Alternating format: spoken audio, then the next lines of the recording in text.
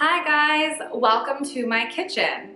Last year around this time, I just launched my YouTube channel and I did a little home tour which gave you a glimpse of my kitchen, but a lot has changed, and primarily the big change this year was my countertops.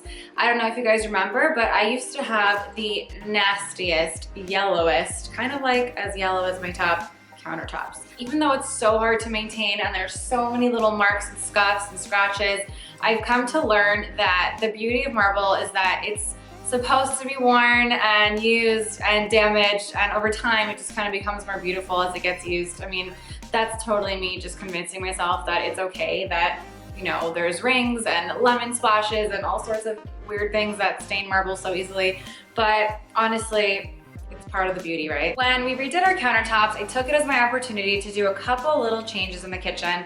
One being this faucet. I always loved the look of the coil faucets, and they're actually really expensive, but I found one on Amazon for super cheap.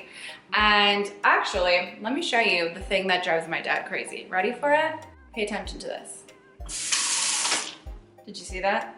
Oh wait, did you miss it? Let me show you again. Yeah, that. You're having a really hard time understanding what I'm pointing to.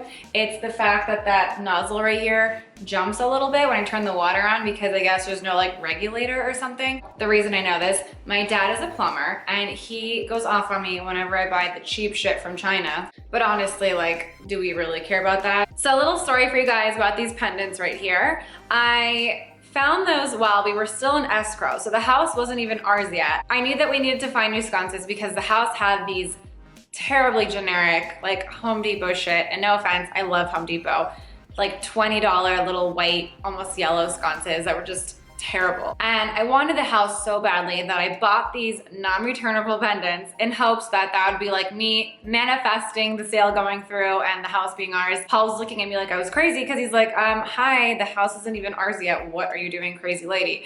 But that was the first thing we did when we came into this house. My dad came over, he installed these little sconces for me, and even though I've had moments where I kind of want to change them out, I have like this sentimental like attachment to them because of how they came into my life, and I feel like they helped me get the house in some weird twisted way. Over here, I have my copper KitchenAid mixer, which is kind of funny because it's also sentimental. I feel like all my copper items are actually really sentimental to me now that I think about it, which is just bizarre. But that mixer, I registered for it when Paul and I got engaged. So this is well before we were even looking to buy a house. And in my head, I thought that when I'm a grown up and I own a house and I have my dream kitchen, I have to own that copper KitchenAid mixer. And then we got it, and it was almost depressing because we lived in this tiny apartment that did not have enough space for that. I never even used it. And I just couldn't, I didn't have the heart to give it back. So I kept the mixer, and then when we moved into the house, it just complemented those little copper pendants that I wanted so much. So kept the mixer. Now it gets used all the time. I make donuts with it. My family comes over, they make bread, or I don't even know, they make something with it. I may have put tea bags in there years ago, and they're probably still in there. In fact, let's just check just for fun. Oh yeah, I was right, tea bags. Does tea go bad? One of the other issues in this kitchen was the fact that there was no real pantry. This cabinetry right here actually used to have one of those giant tanks of water. I think it's either a water heater or a water tank, or I don't know, whatever. Basically, it was wasting all this valuable space in here for storage, and it was kind of a problem. So luckily, again, my dad helped me out, gave us a tankless water heater, which lives outside now. Very small, very amazing. I highly recommend it. And now opened this up for us to build a little pantry. So you guys are really familiar with my Crate and Barrel wine glasses. You see them all over my Instagram, and I actually included them in my frequently asked questions video because that's how many times I get asked about them. Like, you guys would be blown away if you saw my DMs.